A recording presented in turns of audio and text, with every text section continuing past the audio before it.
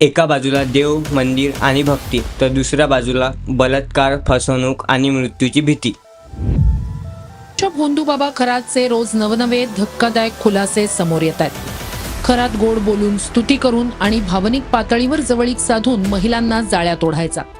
और कथित धर्मगुरु अशोक खरात पर कई महिलाओं ने रेप और ब्लैकमेलिंग जैसे गंभीर आरोप लगाए हैं। उनकी गिरफ्तारी के बाद मामला और भी ज्यादा बढ़ गया और नाशिकच्या सिन्नरमध्ये एका भोंदूबाबाचा साम्राज्याचा पर्दाफाश झाला. कितीतरी महिलांचे रेप, गरिबांकडून त्याच्या हक्काची जमीन आणि असे कितीक गुन्हे याच्यावर दाखल आहेत. तो व्यक्ती म्हणजे स्वतःला कॅप्टन म्हणून घेणारा अशोक खरात.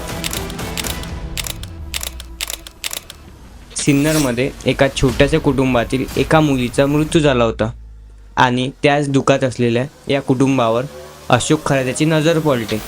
अशोक खरात तिथं जातो, त्या कुटुंबाशी बोलतो आणि त्यांना सांगतो की तुमच्या जमिनीमध्ये वास्तुदोष आहे आणि त्याच जमिनीने तुमच्या मुलीची बली घेतली आहे. जर तुम्ही ही जमीन मला दिली नाही तर ते जमीन आणखी तुमच्या कुटुंबातील बली घेत राहील.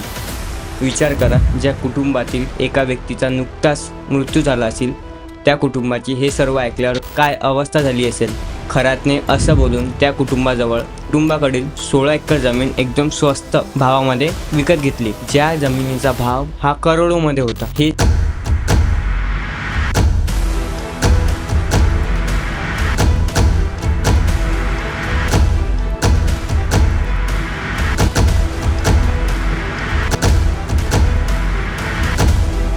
नाही तर खरातवर 14 बलात्कार गुन्हे दाखल आहेत.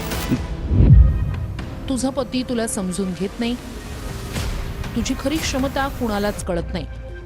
अशा प्रकारे गोड बोलून खरात महिलांना जाळ्यात ओढायचा. खरात समोरच्या व्यक्तीच्या भावना आणि देहबोलीचा अभ्यास करून त्याच पद्धतीनं संवाद साधत विश्वास संपादन करत होता. मनातील भीती, असुरक्षितता आणि भावनिक कमकुवत बाजू ओळखून खरात समोरच्या व्यक्तीला आपलंसं करायचा. विशेष तपास पथकानं शनिवारी खरातची सलग 10 तास कसून चौकशी केली. 200 कोटीची संपत्ती, 58 अश्लील व्हिडिओ असल्याचे दावे सुद्धा आहेत. अशोक खरात स्वतःला देवाचं रूप सांगत होता.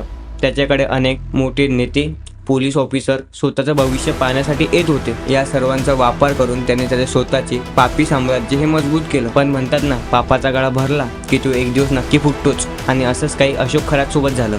पण खरा प्रश्न तुमच्यावर आणि माझ्यावर आहे. पर्यंत आपण अशा भोंदूबाबांवर विश्वास ठेवू तिथपर्यंत आपला विश्वासघात हा नक्कीच होईल. या पूर्ण केसवर तुम्हाला काय वाटते कमेंटमध्ये नक्की सांगा. आणखी पुन्हा भेटू अशाच एका व्हिडिओसोबत. तिथपर्यंत चॅनलला सबस्क्राईब करून ठेवा.